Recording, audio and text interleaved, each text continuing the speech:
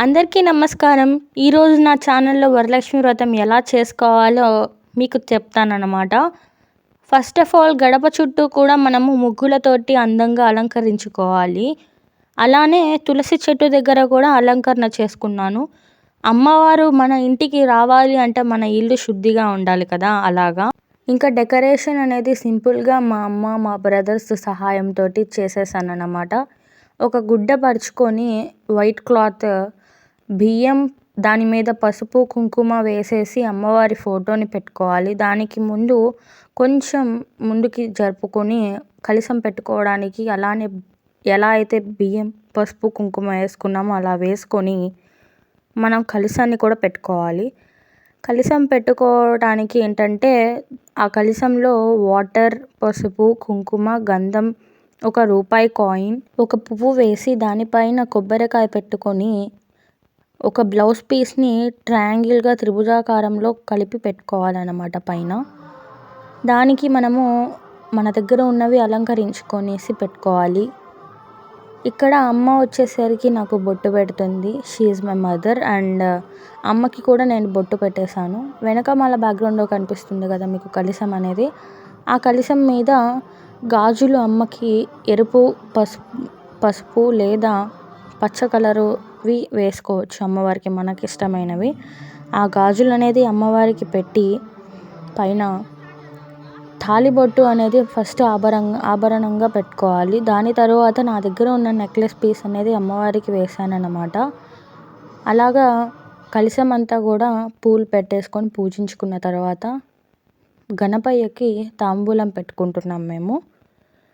సమర్పించేసుకొని అందరు బాగుండాలి, అందరిలో మనం కూడా ఉండాలి అని చెప్పేసేసి అనుకొని నమస్కరించుకోవాలి. ఏ పూజకైనా విఘ్నేశ్వరుడు ముందు కాబట్టి. తర్వాత దీపారాధన చేయాలి. నెక్స్ట్ దీపారాధన అనేది చేస్తున్నాము. ఇక్కడ దీపారాధన మనం చేసేదానికి ఏంటంటే స్పెషల్గా నేను ఒత్తులు అనేది పసుపు ఒత్తు, కుంకుమ ఒత్తు అనేది తయారు చేసుకున్నాను అన్నమాట. అటు సైడ్ ఒకటి, ఇటు సైడ్ ఒకటి.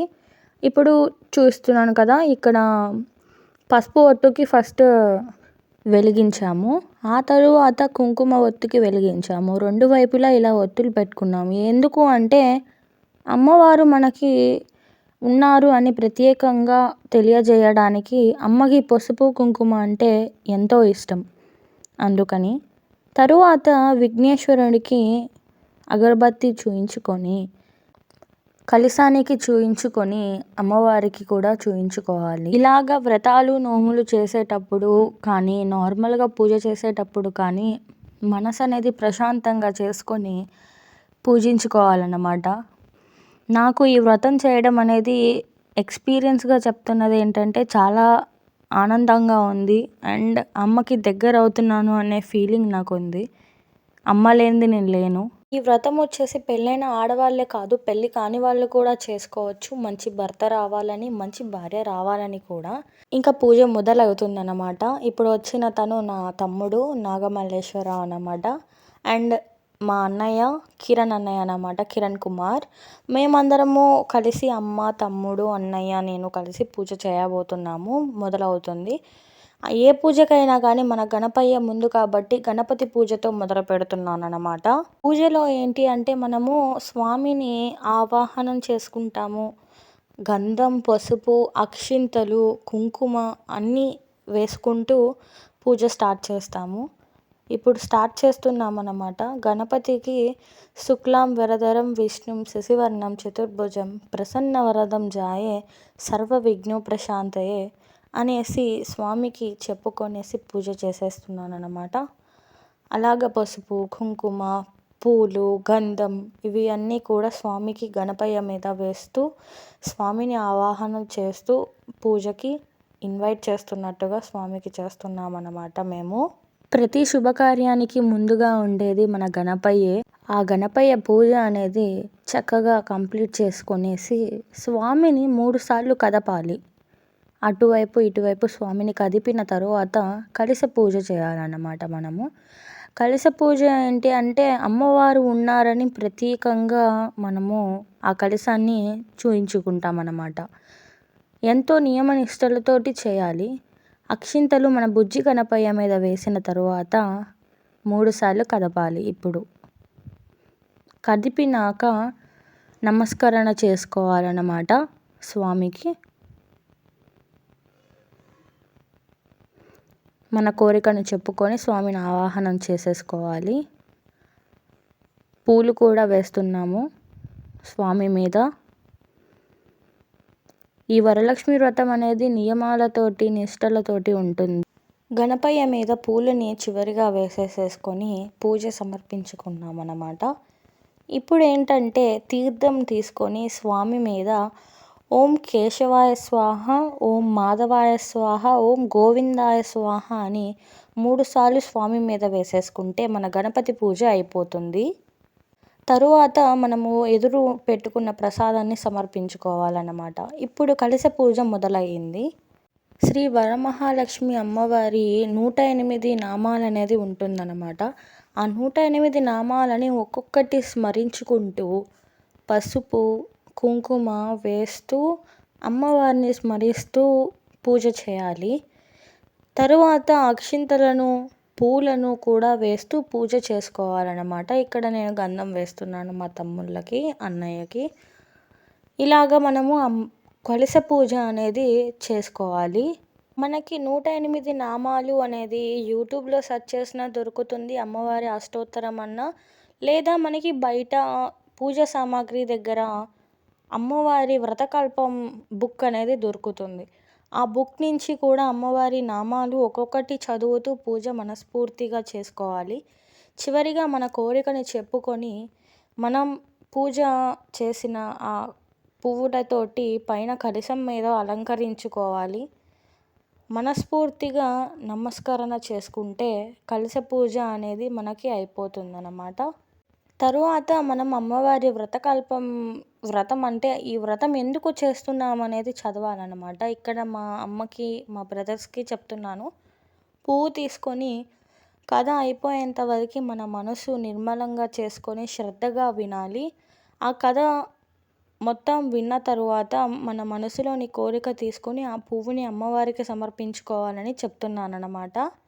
ఇక మనం కథ గురించి తెలుసుకోవాలంటే అసలు ఈ వరలక్ష్మి వ్రతం ఎందుకు చేస్తారు, దీనివల్ల ప్రయోజనం ఏమిటి, దీని వెనక ఉన్న కథ ఏమిటి అనేది మనం తెలుసుకుందాం.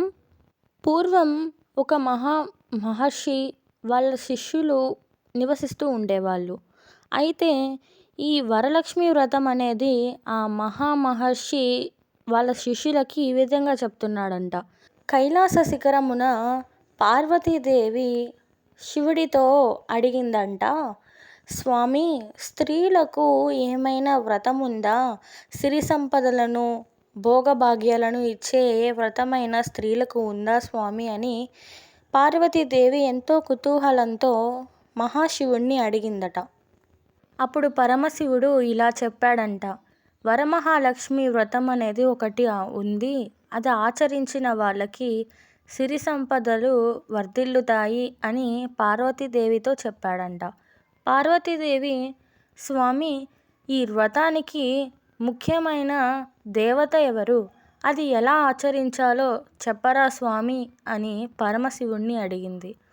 అప్పుడు ఆ పరమశివుడు, ఈ వ్రతానికి మూలకం అయిన దేవత ఎవరు అంటే శ్రీ మహాలక్ష్మి. ఈ వ్రతాన్ని ఎలా ఆచరించాలో అనే దానికంటే దీని వెనక ఉన్న కథని నేను నీకు చెప్తాను పార్వతి, శ్రద్ధగా వినమని చెప్పి స్వామి అన్నాడట. ఒక గ్రామంలో ఒక స్త్రీ, తన పేరు చారుమతి. ఆమె ఎంతో సుగుణవంతురాలు, మంచిది. ఆమెకు పెళ్ళి అయిన తరువాత తన భర్తని, తమ అత్తమామల్ని ఎంతో ప్రేమానురాగాలుగా, గౌరవంగా, పద్ధతిగా చూసుకుంటూ ఉండేదంట. అయితే అన్ని పనులు సక్రమంగా చేసుకొని ఆమె నిద్రిస్తూ ఉండగా ఆమెకి కలలో మహాలక్ష్మీదేవి కనపడి, నీవు ఎంతో సుగుణవంతురాలివి, గుణవంతురాలివి, నీకు నా అనుగ్రహము నేను అందజేస్తున్నాను, నీవు నా వ్రతం చేసుకో, నీ ఇంటిని సంపద సిరులతో నింపెదను అని అమ్మవారు ఆమెతో అన్నదట. ప్రతి శ్రావణ మాసంలో పౌర్ణమి ముందు వచ్చే వారము ఆ శుక్రవారం రోజు నా వరలక్ష్మి వ్రతాన్ని చెయ్యమని అమ్మవారు చారుమతికి చెప్పిందట.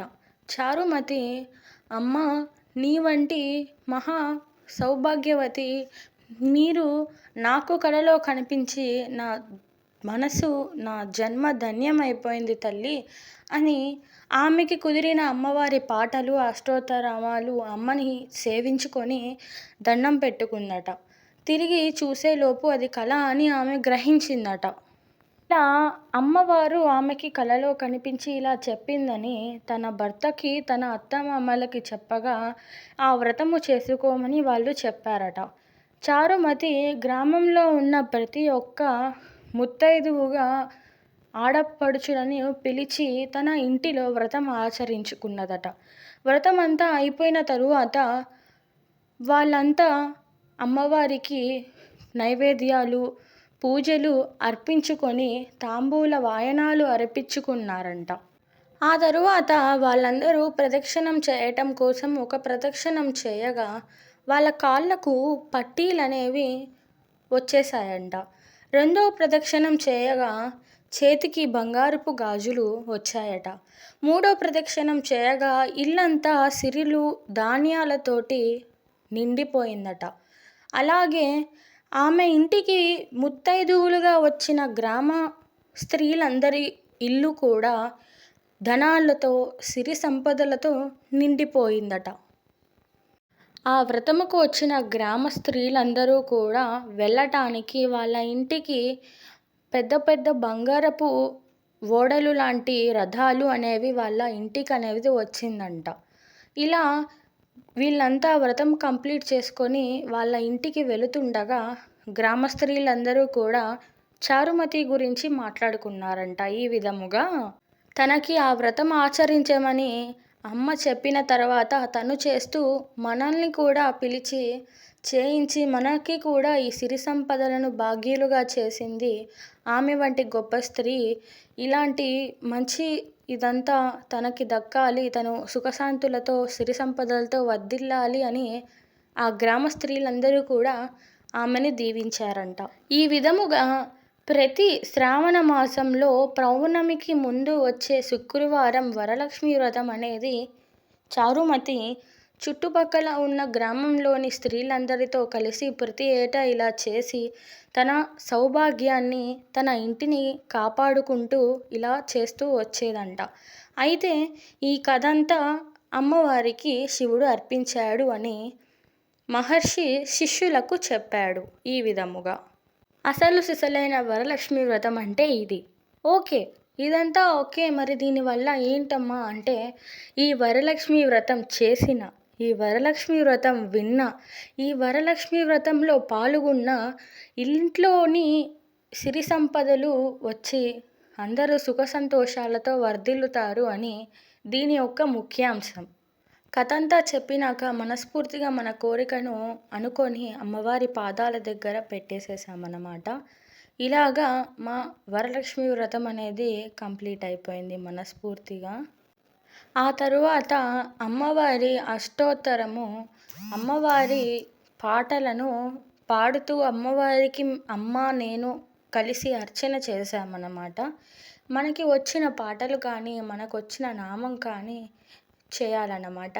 మా అమ్మ పేరు ఆదిలక్ష్మి కావడంతో అమ్మని కూడా పూజిస్తున్నట్టు అలా అక్షంతలు వేశాను.